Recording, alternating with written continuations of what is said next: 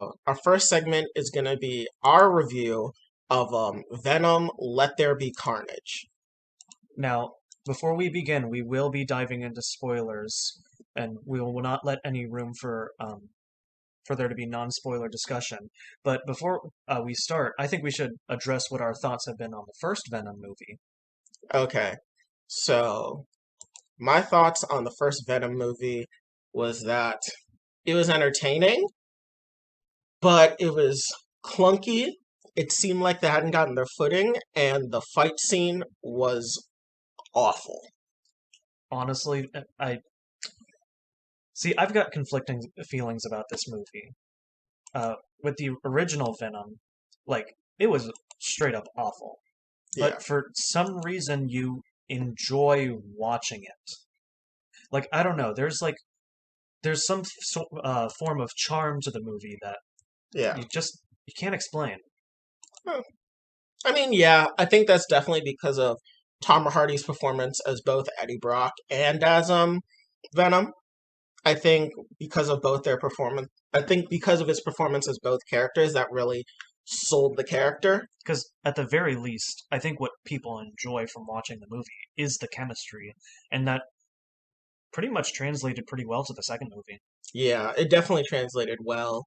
But I'm gonna reflect what you said earlier. Those fight scenes were dreadful. Yeah, Every single one. They lit it awfully. You could barely see, especially in the final fight with Venom and Riot. yeah, You can't even tell the difference between the two in that fight because there's so much happening. yeah. And not only are there so much happening, the fact of the matter is that they're the same color.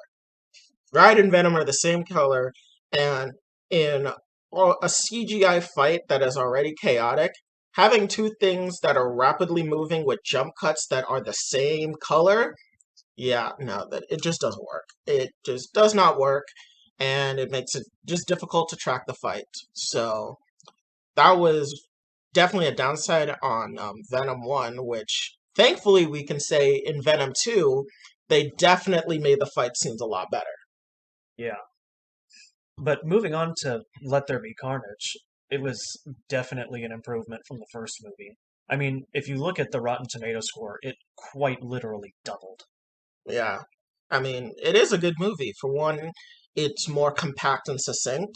It's about 90 minutes, which is, I mean, for a superhero movie in the modern day, that's actually pretty rare, like Yeah, a 90-minute runtime. But I think it worked well, as it just didn't allow the movie to just like have like too many lulls in it.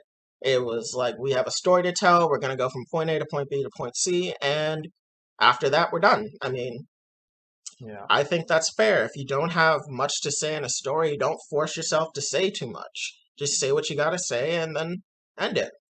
Yeah, pretty much. Though I have a feeling that the pacing actually had a lot of it brought a lot of weird scenarios into the movie as a whole. For example, we see Eddie Brock's rise from nothing to stardom in his journalism, but we don't really see evidence of that aside from the movie just saying it to us. Like, we see him writing newspaper articles every now and again, but that's really it. We don't really see him like being successful in life, despite the fact that the movie tells us that's the case. Yeah.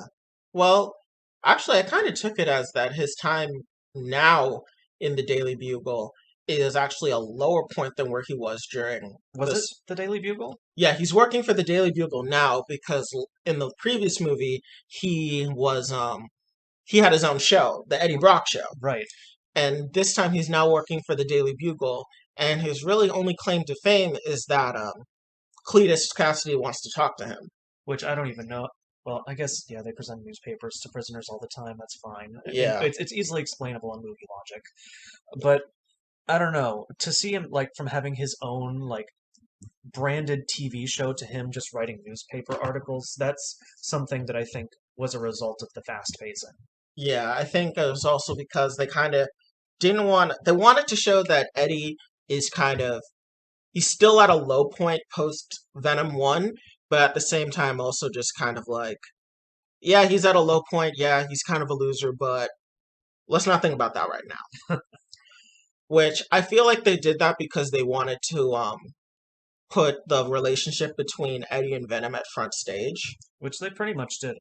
Though I do also have problems with that, but um, because the first third of the movie, while it was mostly character interactions and it was all pretty good, that's pretty much all that happened, in my opinion. I, like there were small moments where the plot was developing, but it was very incremental and I, it was a very slow push. I feel that in terms of the plot being progressed, I felt that whenever you saw Carnage and Shriek, the plot was moving Oh, it forward. escalated after the two villains were introduced. I would say every scene that you see either of them in, the plot is moving forward. It's just that when you flash back to Eddie, he's kind of like doing his own thing. He hasn't really caught up to what's going on. Like like for example, when Eddie gets when Carnage is broken out of prison and everyone's like losing their mind, Eddie's reaction to it is kind of like very muted. Right. Like he's obviously worried that like a symbiote potentially is out there, but he isn't like proactive about it, which I found a little weird. But at the same time, I can also just see why they wanted to focus more on Carnage moving the plot Right. because Carnage is he's literally portrayed as like a force of nature. I mean, he literally creates a tornado in the prison. Yeah. Which that scene alone was enough to show how much of a threat Carnage was. But Yeah. I also want to touch on the villains because Venom's the original Venom movie, that villain was straight up terrible. Yeah, he was just He was just, look at me, I'm super egotistical and own a business. Like we have never seen that before. yeah, he was like, I'm an evil businessman. You should clap now. But this time I'm possessed by an alien. Yeah, which was just really dumb. But with Yeah. Carnage and Shriek, there was actual like good reason that they're villains. Like for one, Yeah. Carnage is a psychopath. Cletus Cassidy is a serial killer who has not just killed numerous innocent people, he killed his abusive parents, he killed his abusive grandmother, he was sent to an orphanage where the only person he connected to was taken away from him. Yeah. Like, he I has a good reason. And I then I think Cletus got plenty of screen time, though I might not say the same for Shriek at all. I feel like, Like once she was introduced like into the main plot, yeah, like once she connected with Cletus, mhm, from that point, like I wish I saw more of her, honestly. But she was just, you know, a woman sidekick. yeah. I mean, I feel like we should have seen a bit more as to why she is deranged because like I feel like it's understandable when she's in captivity why she's probably crazy and would go out murdering people, but I wish we saw like given a bit of her backstory as to why she was sent to Saint Estes alongside Cletus Yeah, to like explain why she potentially is such a violent person. Because I mean, we got it a lot for why like Cletus is so crazy, but we don't really get it for her. And I kind of wish we did. yeah. Overall, her character was underdeveloped, and I wish I saw more of it because together they were a pretty like substantive duo. Yeah, I would say that her and Cletus had more chemistry together as a duo than Cletus and Carnage did. Yeah, because at the end of the day, it really didn't show the connection between the two. Which I mean, until it was brought up as like the big weakness they need to exploit in the movie. Yeah, which I mean they did try to set up early on for when she uses her shriek next to the helicopter to get it down and he like tells her he doesn't like sound. But outside of that, I felt like, maybe they could have done a little bit more. Yeah, I feel like a lot of the scenes where they focused a bit too much on Eddie by himself, just kind of not doing much, I feel they could have worked towards Shriek and Carnage. yeah. Because at this point, we're pretty much familiar with Eddie and Venom as characters and their relationship together. But aside from them two. Seeing more of Shriek and Cletus would have been a lot better. Yeah. What did you think about the side characters, Detective Mulligan, Anne, and Dan, and Miss Chen? I think uh, I'm gonna be honest. I don't like how the movie handled Detective Mulligan. I really don't. Like they set him up to be like the the asshole detective, and Yeah. it, I don't really like it because I mean his investigation had a lot of warrant, hmm and I don't know, especially when like he's just doing his job. Yeah, I feel like they didn't give us a substantial reason as to why he's should be like so dickish to Eddie. Like, I feel like there should have been a point in the movie where like him and Eddie are cordial, and then like maybe Eddie is like having the flare up with Cletus in the prison causes him to sour a bit on Eddie. Right. Like Because like the movie wanted us to hate him, but I didn't feel a reason to. I don't think they wanted us to hate him. I think Like they I wanted us to well, it's more see like him as an obstacle. yeah, like I don't know. The movie didn't exactly portray that really well. I Yeah. think Mrs. Chen's role was a lot better, though, I will Oh say. yeah, she was hilarious And where then she was taken over by Venom and she's just doing the regular store stuff, just waiting for someone that she knows to come in. yeah, and then Dan, huh. See, I don't really have much of an opinion on him. I'm gonna be honest, because he's just there and you miss it, and he shows up for one part in the final fight scene, and I guess that's a payoff for his character. I don't have much else to say on Yeah, that. Dan is just kind of he's kind of just like I'm here because my fiance got stolen and her ex-boyfriend is the only one that can save her, so I'm helping. Yeah, Yeah. And I felt was really good. Um I do it's kind of weird where I feel like sometimes the movie wants us to think that potentially her and Eddie could have something again, but then you just look at Eddie compared to Dan, and on the whole, Dan is just a much more stable person. like you really have no reason to think that she would be happier with Eddie. Yeah, I And mean, that's even evident in the first movie too. yeah, but especially in this movie where like Eddie's apartment is just a complete wreck. He has chickens, like there's holes in the ceiling. Like I feel like while you're supposed to somewhat feel like, oh yeah, Eddie and Venom will eventually get Anne, you sit there and you're like, Anne has no reason to ever go back to Eddie, as he is shown to be unstable and capable of great destruction by himself, not factoring the symbiote. And Yeah. then you add Venom to the mix, and meanwhile you got Dan who has a good job and treats her right and didn't get her fired from her job by leaking all of her papers. Yeah. So, yeah. Um, One thing that I liked was just the over the top craziness. Now, I know you have thoughts about this scene, but the scene of Carnage hacking into the internet, I loved. I cannot agree with you on that. I am sorry. Just seeing Carnage just put his tendrils into the USB ports and charging cape ports and all of that, and then somehow hacking into a government database. Like you saw me like waving my hands at the screen in anger Yeah. because that scene just I did not like it because it was just like I know we're comic book fans and we have to suspend our disbelief a little bit, but that's a bit too far for me. I'm sorry. You I liked it just because it was a funny homage to a real comic book thing because in the comics Carnage can do that.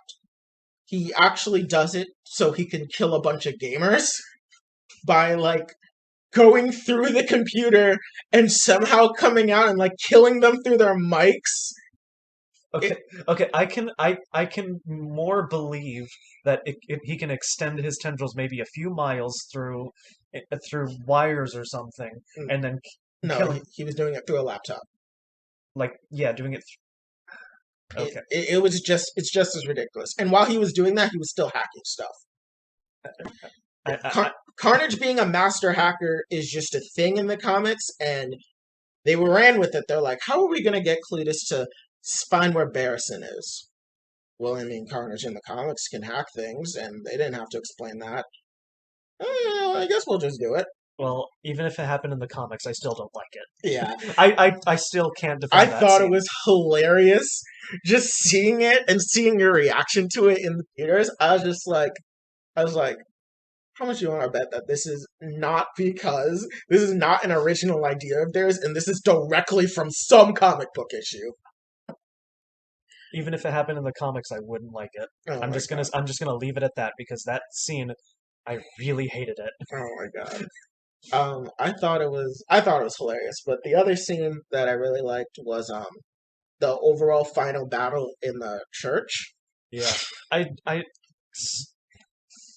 I wouldn't say it was reincorporated from the original Spider-Man 3, but I mean it was a clever setting for the fight to take place because I mean, It's actually a reference to an older Spider-Man video game where the final boss is Carnage in a church. mm, And yeah, also there's I forgot the name of the series, but there is a series where Carnage has a bunch of homeless people and he creates a cult of murderers and their base of operations is inside of a church. yeah.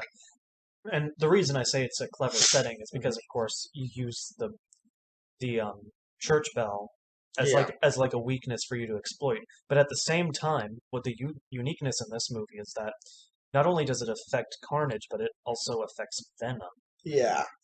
So it makes for an interesting fight scene. Yeah. I really liked when Venom recreated the Leonardo da Vinci Anatomy of Man photo in front of the stained glass window. I thought that was really cool. But yeah, the fight was really good. It really showed that like while Carnage by himself is stronger than Venom, Venom and Eddie are just a better team. Yeah, Be- and it was like yeah, there were elements of it hinted, but I think the final fight, like exploiting that, I think it was handled very well. yeah.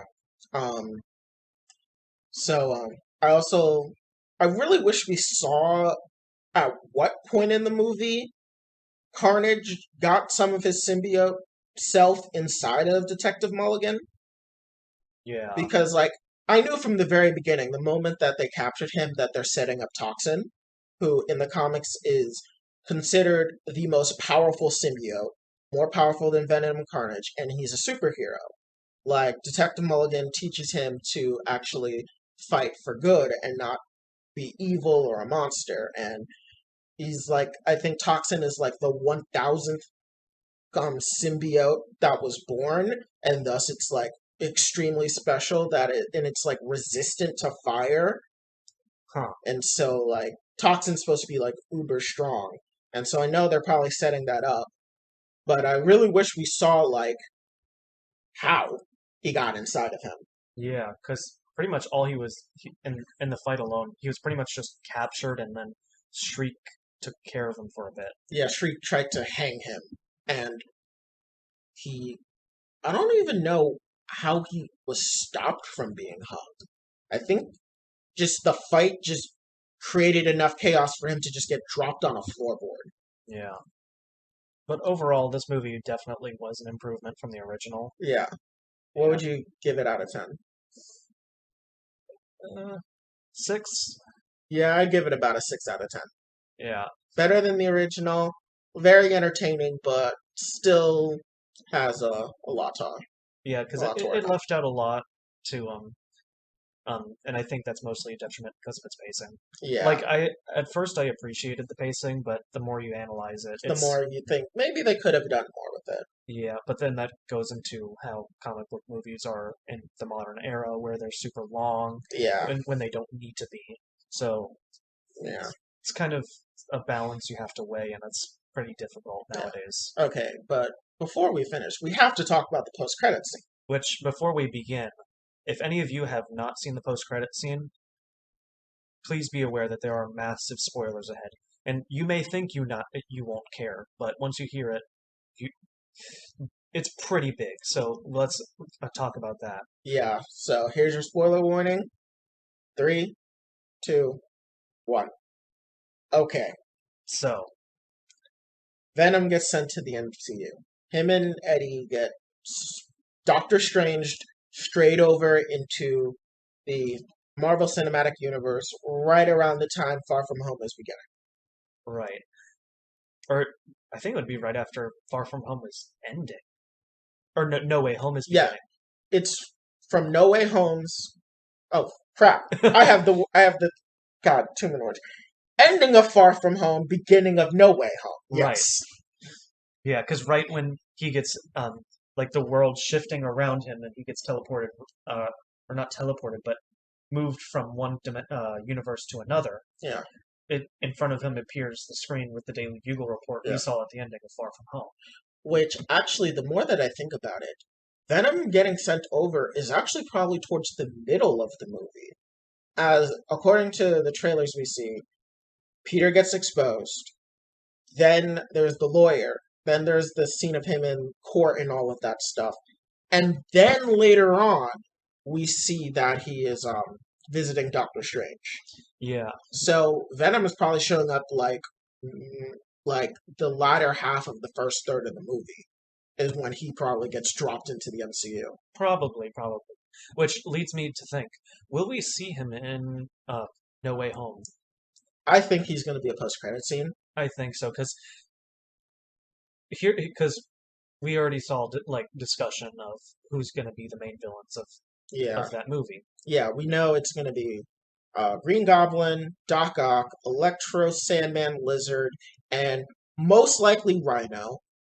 People are like, "Oh my God, who's the mysterious sixth character?" I don't think they're intentionally hiding who the sixth character is. I just think that the scenes that are going to involve Rhino are probably going to be like a little too big to show in a trailer. Right. But I don't think it's because the sixth villain is someone special. Like some people are saying Mysterio, some people are saying it's Scorpion because Matt Gargan's still in prison. Some say the Vulture's going to return. I think it's just going to be Rhino. I think we're going to get 3 from the Tobey Maguire era and 3 from the Andrew Garfield era. Okay.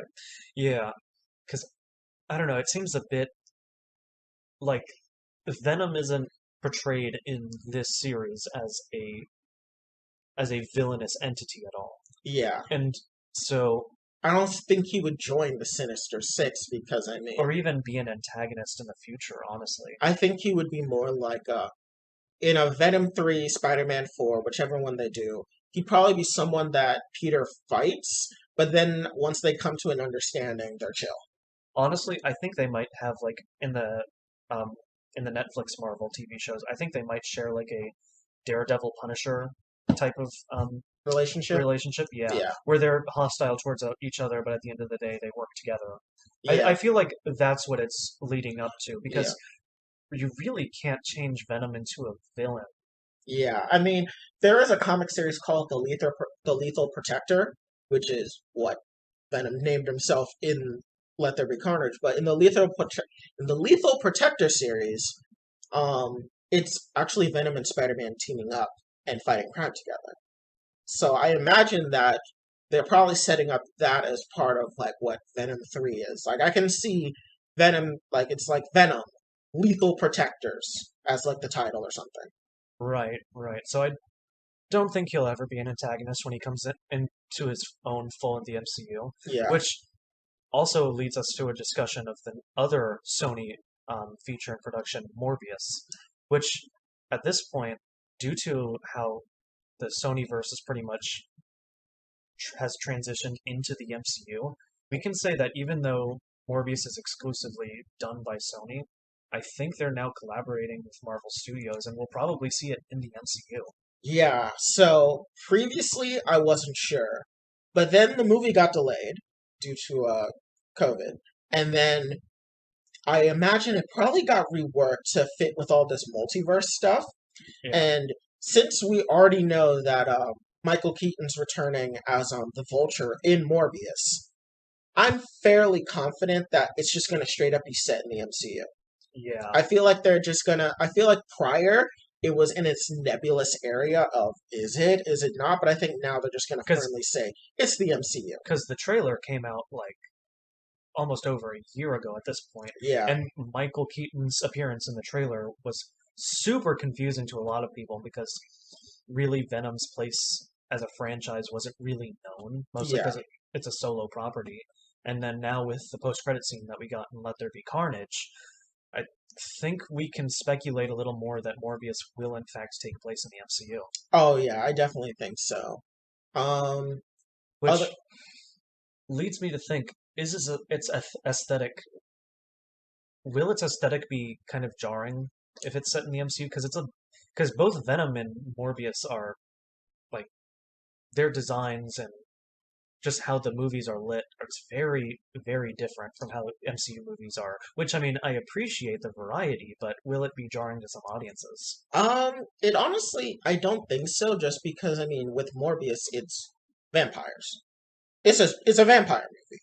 So I feel like it's gonna fit more with the vampire aesthetic, so it won't throw people off. Yeah. And I think Marvel is also going to adopt that because I mean, there's rumors that Ghost Rider is going to return in a series, or they're going to do the Midnight Suns as a series, which would tonally fit that type of Yeah. style. Then again, with Multiverse of Madness hinting at a more horror-esque type of movie, I think that they are going to try to aim for more variety, which I think in the last 10 years it's kind of been lacking, with the exception of like Guardians of the Galaxy and Ragnarok. Yeah. So I definitely think that moving forward, Morbius is definitely going to just be a part of the MCU. Yeah. But I'm wondering, because going back to what I said about the aesthetics being entirely different, mhm. will it be weird for people to see both Tom Holland and Venom in the same scene? Because I mean, I don't think so. I think some people from the very beginning have wanted to see that. At least most casual people have wanted to see Tom Holland with Tom Hardy. yeah. I feel like most people wanted to see it. So I think that when it happens on screen, it's going to be like a big scene. It's going to be like, oh my God, they finally met. Oh my God, Because we're gonna have more Toms. We already have enough Chris's in the MCU as is. we have the same amount of Toms now. Tom Hiddleston, Tom Hardy, Tom Holland. Oh, it never ends. Oh God, and they all have H's. Tom. Oh God, they're all British and they have H's in their names. Oh God. Jeez. Don't even bring up the fact that Tom Hardy is British, because considering he plays it like an urban American, Yeah. Um. so it's kind of jarring. Yeah. So Still part of our Marvel discussion though. What did you think about the Agatha Harkness Disney Plus show being announced? I mean, honestly, her character was amazing in Wanda Vision, and so I'm looking forward to it. Honestly, Yeah. especially with the first half of WandaVision being really good. I definitely want to see more, and I also want to see more because the last half was not that great. Yeah. I definitely think she had an unfair punishment in being relegated to just a mind slave in Westview. I thought that was far too extreme. So I really hope we get to see her, at least by the end of her first season of that show, she gets out of that mind prison. Yeah, Because I think Agatha would be a great character to see moving forward. unless it's a prequel to set up for another villain in a separate movie, which could also happen. I mean, it probably could tie into maybe like vampires, maybe explaining giving more context to what will happen to Morbius in his movie. Yeah, that's definitely possible. Yeah. And so along the lines of the Agatha Harkness TV show, the person that leaked that, which it ended up becoming true and being confirmed as official by Marvel, also said that we're gonna get a Monica Rambeau show and a Jai Ling show. What do you Hmm. think about the prospect of those two? See, for Monica, it's weird mostly because we know we're getting Captain Marvel 2 plus the Marvels TV show. So, You mean Miss Marvel or, and the Marvels movies? right, right. So then they changed those names recently, so I'm a Yeah, little thrown off there. But seeing that character more would be pretty interesting, mostly because we were introduced it in Captain Marvel 1. yeah. So it could be interesting for Jai Ling, with her inclusion or with her character originating in Shang-Chi. I think it would be pretty interesting. I just want to see more of Ronnie Chang's character, just because the prospect of Ronnie Chang of The Daily Show playing the left hand to this gigantic terrorist organization just sounds way too funny to be real. Yeah, the fact that she still is in, or like the Ten Rings is still existent is that was kind of a weird cutscene for me because I'm like, like, yeah, it's in character, but I don't like it. But at the same time, I do like it because it could lead to a lot of interesting storylines in the future. Oh yeah, I mean, I think for sure we're probably going to see Razorfist show up in a lot more. I forget that he has an official like comic name. Yeah, his name is just Razorfist. Like the only evidence we saw of it was just, oh, that's my car, and it had Razor Fist and graffiti. Like that Yeah, was the only like, yep. because like they didn't use like a code name or like this is what I call myself. No, Nope, it's just that's my car. yeah, it's Razorfist. So I think we're going to see Razorfist. I also think we're probably going to see more of the Black Widows that were liberated Yeah. during the events of Black Widow, because we saw one fighting an extremist soldier during Shang-Chi, during the Underground Fight Club. Hmm. So I think the new 10 rings that Jia Ling leads will probably be her recruiting like different like factions that are like have crumbled over the years. Yeah, yeah. Oh, now you've got me thinking about what Abomination is doing right now. Probably still sitting in the raft getting private training lessons by Wong. I still have so many questions about that scene in Shang-Chi, but I'm glad I was in there. Yeah. I mean, I think it's good to get him back in the public eye because he is going to show up in She-Hulk. And I think because what that movie came out in what 2009, 2010, the original Incredible Hulk. Yeah, that was a while ago. Yeah, it's been well over a decade since Abomination has been in any of the movies. So I think it was good to at least show him, be like, here he is. We didn't forget about him. He's still relevant. He's gonna show up in other stuff. So please don't forget Abomination. Yeah, but to wrap up everything, I think Venom 2's definitely set up a lot for the MCU, despite the fact that literally the last 2 minutes were the only parts establishing it in the MCU. Mhm. But as a movie on its own, I thoroughly enjoyed Yeah. it. I actually have one other question. Do you think, because just as how we've seen, just how we're seeing that the Spider-Man villains are crossing over and they come right before they die, like they're the characters that come right before their deaths in their respective movie. What do you think the prospect of Riot, Carnage, and Shriek getting the same treatment? I can Because I can only see I can only see Toxin coming over.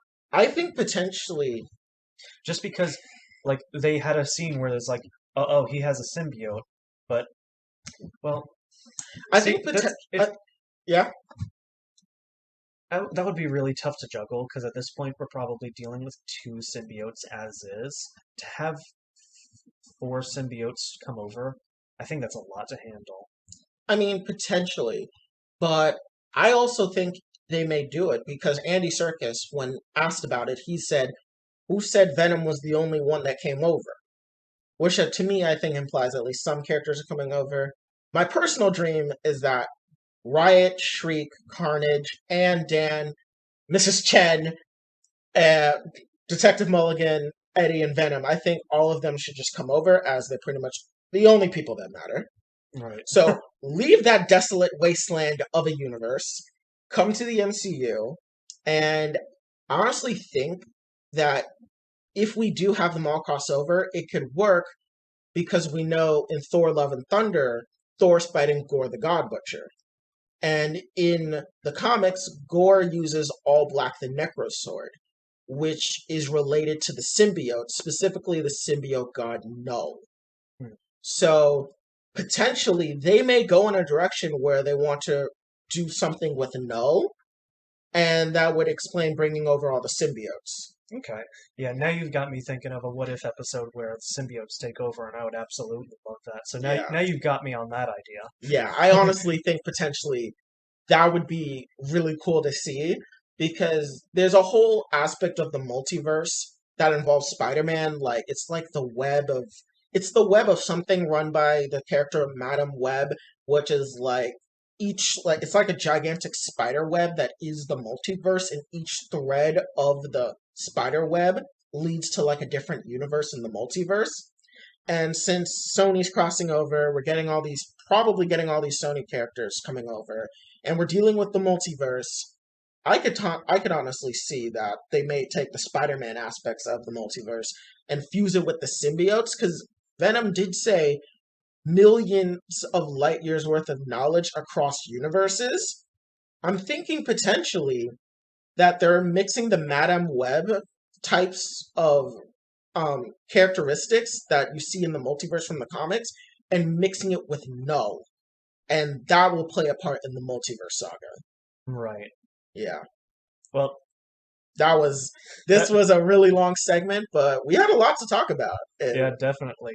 Definitely. Marvel is something that the both of us are very passionate about, so we yeah, definitely have a lot to say. yeah. I mean, we haven't even gotten to the other Sony Marvel properties that are coming out, like Black Cat and Spider Woman potentially. All So right, we gotta we gotta save that for we we'll gotta save finish it that when there. we get more information. But overall, Venom, 6 out of 10. Better than the original Venom. Definitely work that could be done, but hopefully with the characters coming over to the MCU and getting access to hopefully like Marvel's like resources, we'll get a better Venom 3. Nice. So yeah.